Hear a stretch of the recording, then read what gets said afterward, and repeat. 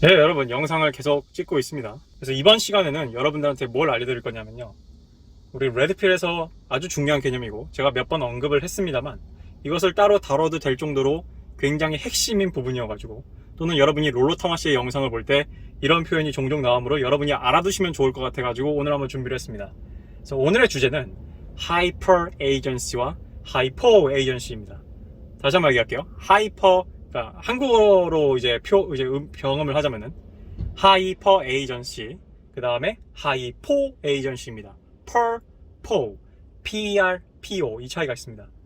원래 이 단어의 뜻은 제가 사전적인 의미로는 하이퍼 에이전시 하면은 약간 무슨 병명으로 알고 있어요. 근데 이게 구글에 쳐보면은 Urban Dictionary라 해가지고 뭐라 나오는데, 그러니까 원래 뜻에서 약간 좀 변형이 된 것 같고요. 그리고 롤로타마시도 원래 뜻으로 쓰는 것 같지는 않습니다. 그래서 아무튼 이게 한 쌍의 표현이에요. 하이퍼 에이전시와 하이퍼 에이전시가 있는데, 쉽게 얘기해서 제가 지금 순서를 좀 헷갈렸을 수도 있습니다만, 제가 좀 순서를 헷갈렸을 수도 있어요. 이 둘은 번역을 하면은 가하는 자와 가함을 당하는 자, 능동과 수동, 그리고 양과 음입니다. 우리 인생에서 드러나는 이런 역학을 나타내는 표현이에요. 그러니까 어떻게 보면 약간 좀 물리적인 표현이라고 할 수 있죠. 그래서 제가 앞선 영상에서 여러 번 설명을 했지만, 우리 사회에서는 남녀에 대해서 하이퍼 에이전시와 하이퍼 에이전시를 다르게 적용을 해요. 쉽게 얘기하면은 남자들은 뭔가를 가하는 성별이고요, 그리고 반대로 여성은 뭔가 가함을 당하는 성별이라고 생각을 했죠. 그래서 우리 사회에서는 이런 편견이 워낙 강하게 작용하고요. 여러분이 오늘 제 방송을 듣고 그 다음부터 이 세상을 바라보게 된다면, 여러분이 레드필 렌즈로 이 세상을 바라보게 된다면 여러분은 뭘 깨달을 것이냐면은, 아하, 가만 보니까 세상이 남자들은 뭔가를 가하는 사람이라고 생각을 하고 여자는 뭔가를 당하는 사람이라고 생각을 하는구나 라는 걸 깨닫게 될 겁니다. 그래서 가장 대표적인 예시로, 학교에서 여선생님이 미성년자 남성과 성관계를 하면은 부적절한 관계라고 기사에 실리지만, 성별이 뒤집히면은 그루밍 성폭행이 된다고 얘기했죠. 엄밀히 말하면 이중잣대죠, 이중잣대. 근데 왜 이런 이중잣대가 있냐? 왜 그루밍 성폭행이에요? 그루밍이라는 게 뭐예요? 사람을 길들인다는 뜻이죠. 남자들은 하이퍼 에이전시와 하이퍼 에이전시의 관점에서 봤을 때 남자는 가하는 성별이기 때문에, 남자가 그루밍을 하지 않고서야 미성년자가 미쳤다고 남자랑 할 리가 없다라는 식의 그런 식의 이상한 사회적 편견이 있는 거고, 반대로 여자는 하이퍼 에이전시라는 관점에 있어서, 즉 여자는 여자는 수동, 당하는 쪽에 있는 입장이기 때문에 여선생은 가해자가 될 수 없는 겁니다. 즉 제가 방금 가해자라고 표현했듯이 해를 가하다, 아무튼 뭔가 가하는 쪽은 다 남자라고 생각을 하고요.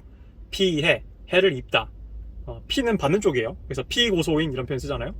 그래서 해를 입은 쪽, 그거는 다 여자라고 생각을 하는 겁니다. 그래서 여자들이 피해자 코스프레를 하면은 사람들이 쉽게 믿고요, 쉽게 받아들이고요, 그것이 쪽팔리거나 수치스럽거나 여성성이 떨어지거나 모자란 행동으로 취급하지 않습니다. 그러나 남성이 피해받았다는 식으로 얘기를 하면요, 그거는 남자답지 못하고 사나이가 쪼잔하고 속이 좁고 찌질한 것으로 인식이 되는 겁니다. 즉 그 사상, 페미니즘 하에 일어나는 모든 식의 이중잣대, 비페미니즘, 내로남불은 바로 우리 사회에 우리 인식에 뿌리 깊게 자리 잡고 있는 이 하이퍼 에이전시와 하이퍼 에이전시의 차이가 있어요. 심지어 이거는 재밌게도 사주 철학에도 나옵니다. 사주 철학에는 음양오행이라는 게 나오는데요, 일단 뭐 양이 남자고 음이 여자인 건 다 아시죠? 즉 남자가 플러스예요. 그러니까 양은 뭔가 있는 거고 음은 뭔가 부재된 거예요. 어떤 그런 식의 차이가 있고요. 그래서 항상 양에서 음으로 흐르죠. 그래서 제가 일전에 소개했던 책, 소모되는 남자라는 책의 주제가 뭡니까? 남자들이 사실상 가해자고 지배성별이고 무슨 강자인 것처럼 사회적으로 포장은 돼 있는데, 실상을 뜯어보면은 대부분의 남자들은, 그거는 이제 상위 5%의 알파메일에만 해당되는 거고, 대부분의 95%의 남자들은, 베타메일들은 소모되고 남용되면서 우리 사회를 지키고 여자들한테 양분을 주고 자녀들한테 양분을 주는 그런 식의 희생을 당하는 성별이다라는 게 소모되는 남자에서 우리한테 깨우치고자 하던 아주 중요한 진실이에요. 그래서 양에서 음으로 흐른다. 그래서 남자들이 돈을 벌어오면은 여자들이 쓰는 거고요. 그리고 얼마 전에 제가 번역한 Fresh and Fish에 나온 거 보시면 알겠지만, 어떤 분이 제가 링크에서 찾아주셨어요. 제가 아직 읽어보진 못했는데, 제가 모건은행인가 또는 뭐 어디지, 아무튼 미국의 큰 금융 은행 중 하나에서 그런 식의 보고서를 냈다고 했습니다. Rise of Economy. 미국 은행이 뭐라 발표했냐면은, 전 세계 여성의 3분의 2가, 전체 소비의 3분의 2가 여성입니다. 심지어 어떻게 그게 가능하냐면요, 여자는요 자기가 돈을 벌면은 자기가 많이 쓰고요, 마찬가지로 심핑하지 마세요 영상에 나왔던 앤드류 테이트가 남녀의 돈을 버는 패턴과 소비 패턴의 차이에 대해서 설명한 부분에서 다시 한번 드러나죠. 남자는 하루 1시간에 $100를 벌면은 야 그럼 내가 오늘 하루 얼마를 벌 수 있겠다라고 생각을 하는데, 여자는 1시간에 $100를 벌면은 $100 벌었으니까 집에 가야지 한다고요. 뭐 좀 과격하게 표현을 하자면은. 그래서 여자들이 훨씬 더 소비를 많이 해요. 그뿐만이 아니라 여자는 자기가 벌지 않은 돈을 어디다 집행을 할지도 소비를 해요. 그래서 롤로타마 씨는 뭐라고 일가를 하냐면은, 여자들이 남녀 임금 격차에 대해서 떠들지만 사실 실상을 떼보면은 남녀 임금 격차가 실제로 있다 하더라도 그것이 의미가 없는 게, 여자들은 자신이 벌지 않은 돈을, 즉 자신이 뭔가 권리 행사할 어떤 정당성이 없는 돈조차 어디다 쓸지 결정한 게 여성이라는 성별이라는 것에 있습니다. 즉 페미들이 남녀 임금 격차, 여자가 돈을 더 많이 못 받습니다 주장할 수는 있어도, 100번 양보해서 주장할 수는 있어도, 그러나 그 돈들을 쓸지 말지 정하는 성별은 여자가 3분의 1이라는 거예요. 이미 거기서 이 남녀 임금 격차에 대한 논쟁은 끝난 거예요. 심지어 이것을 또 뒷받침하는 사건이 뭐였어요? 질레트 면도기에서 남성성을 굉장히 비하하고 부정하고 폭력적이고 나쁜 것처럼 그런 식으로 포장을 하는 그런 식의 CF를 만들었다가 엄청나게 비추 테러를 당한 적 있죠. 뭐 저도 가서 하나 눌렀습니다, 비추. 아무튼 이런 식의 여러 가지 우리 사회 현상들을 전반적으로 가리키는 아주 중요한 개념이에요. 그래서 내가 양과 얘기하다 일로 왔는데, 그래서 우리 법륜 스님께서 뭐라 그래요? 항상 뭔가 여자 편 드는 것처럼 얘기하잖아요. 사주에서도 항상 결론적으로 남자는 여자를 위해 희생당한 것처럼 얘기를 합니다. 그래서 그걸 당연한 숙명이라고 생각하듯이 받아들이라고 얘기를 해요. 그래서 사실 이 레드필 지식이라는 게 그 사상의 창궐 이래로 좀 많이 여러분들한테 탄력을 받은 건데, 원래 내가 시즌 1 때 얘기했지만 나는 사실 여러분이 레드필 지식을 받아들일 준비가 안 돼 있다고 생각하기 때문에, 특히 한국 사회는 내가 한번 날 잡으면 이걸로 주제로 영상을 찍겠지만, 한국 사회는 굉장히 블루필 베타적인 사회예요. 굉장히. 이건 나중에 얘기하고. 그래서 나는 여러분들이 받아들이지 못할 거라 생각을 했는데, 다행히도 그 사상이 창궐한 덕분에 이제 이런 얘기들을 해서 귀를 기울일 사람들이 생겼죠. 쉽게 얘기해서 여자가 나를 사랑하고 내 프레임에 들어오고 나의 아이를 원하고, 그래서 나한테 서미시브, 그런 식으로 충직하기 때문에 내가 희생을 하고 내 자신의 젊음을 소모하고 미토콘드리아를 깎아가면서 대신 칼 맞고 대신 총알 맞아주고 대신 죽어주고 할 수 있는 건데, 쉽게 얘기해서 여자들은 출산이 벼슬인 줄 알죠? 근데 사실이에요.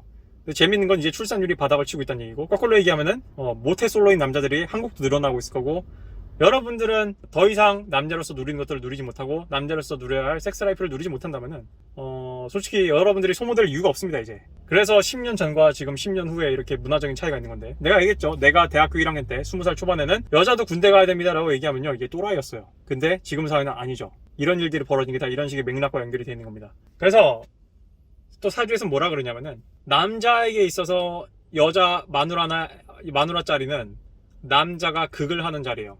약간 그 옛날에 캡틴 플레인처럼 뭐 땅, 불, 그러니까 흙, 불, 물, 나무, 쇠, 이 5가지 요소가 있는데, 사주에는 이게 서로 상생을 합니다. 극을 하고 뭐 보태주고 이런 식으로. 근데 남자의 남자의 아내 자리는 남자가 극을 하는 자리예요. 근데 여자의 남편 자리는 자기가 극을 당하는 자리입니다. 즉 사주에서도 하이퍼 에이전시와 하이퍼 에이전시가 반영이 되는 거예요. 그러니까 이거는 이런 동양 철학에서도 이런 식의 남녀 간의 이런 역학 메커니즘이 드러나는 부분이죠. 얘기를 길게 했는데, 그래서 오늘 내가 제목에 표시했듯이 왜 여자들이 그러면은 가스라이팅이라는 단어를 좋아하냐. 이 가스라이팅이라는 단어는 남자들이 먼저 가져온 게 아니에요. 그 사상이 한참 창궐할 때 여자들이 그 사상인 애들이 먼저 들고 온 단어고요. 나중에 추후에 남자들이 빌려서 차용을 해가지고 쓰기 시작한 겁니다. 그래서 뭐 독박병역이 뭐 가스라이팅이다, 뭐 내무부 장관 드립이 뭐 가스라이팅이다, 뭐 이런 식으로 요즘 많이 얘기하잖아, 젊은 애들. 되게 재밌는 게, 제가 지금까지 설명을 했던 것 때문에 그런 것들을 이유로 남자가 사실 가스라이팅이라는 표현을 쓰면 되게 뭐가 없어 보여요.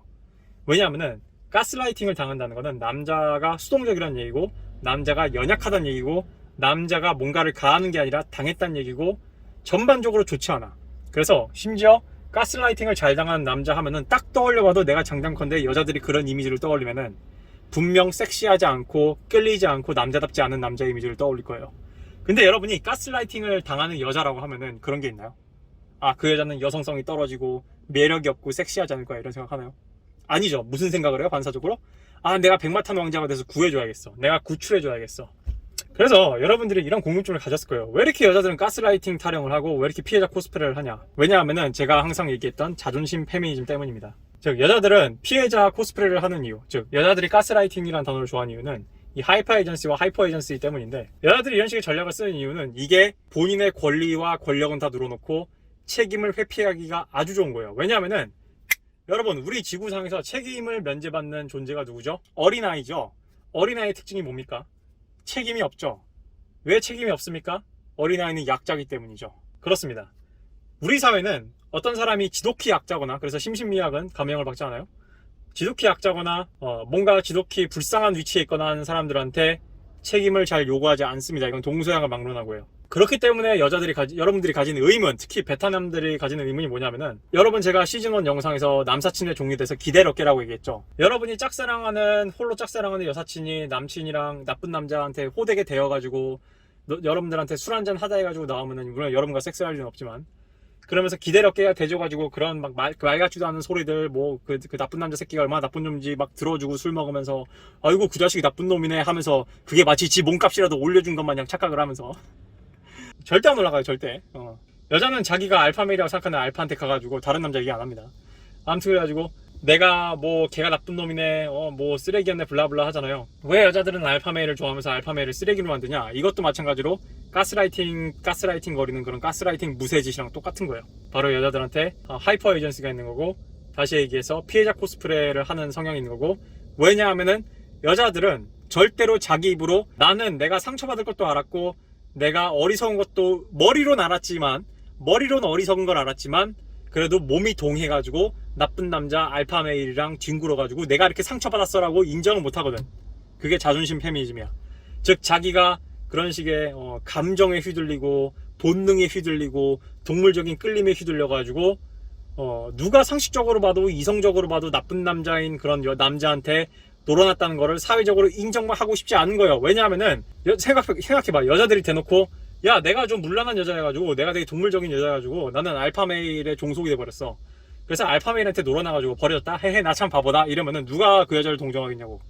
그 여자를 바보라고 생각할 거 아니야. 그러니까 여자들은 감정에 따라 휘둘려서 행동하면서 꼴의 자존심은 있는 게 문제예요. 근데 내가 이거를 이렇게 좀 비아냥조로 얘기했지만, 문제는 90%의 여자들이 이래. 그냥 여자는 이런 동물이에요. 이건 마치 뭐랑 비슷하냐면은, 내가 고양이를 키우면서, 남자는 개고 여자는 고양이라 쳐봅시다. 좀 비슷하긴 해요. 내가 고양이를 키우면서, 야 왜 고양이는 강아지처럼 행동을 안 하냐? 야 왜 고양이는 이렇게 오라고 하면 안 오냐? 왜 고양이는 배 뒤집어 안 까냐? 왜 고양이는 충성스럽지 않냐? 라고 얘기한 거랑 똑같은 거예요. 다른 동물인 거야, 남자와 여자는. 옛날에 그런 책 있었죠? 화성에서 온 여자, 화성에서 온 남자, 금성에서 온 여잔가? 굉장히 고전이긴 한데, 그게 뭐 레드필적으로 유효한지 모르겠어요. 내가 너무 어렸을 때 있던 책을 안 읽어봐가지고.